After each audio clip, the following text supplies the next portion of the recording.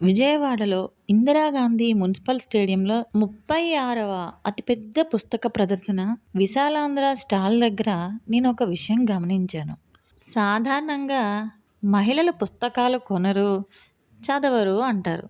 కానీ ఇక్కడ కొంతమంది మహిళలు పుస్తకం తీసుకుని నిశ్శబ్దంగా చదువుతున్నారు.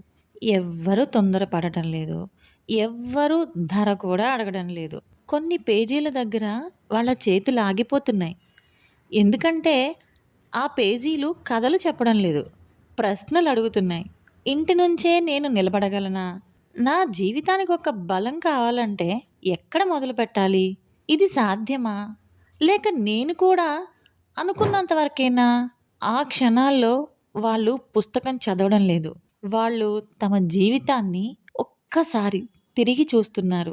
ఈరోజు నేను చూసింది ఒక బుక్ స్టాల్‌లో ధనిక బుక్ మాత్రమే గాదు.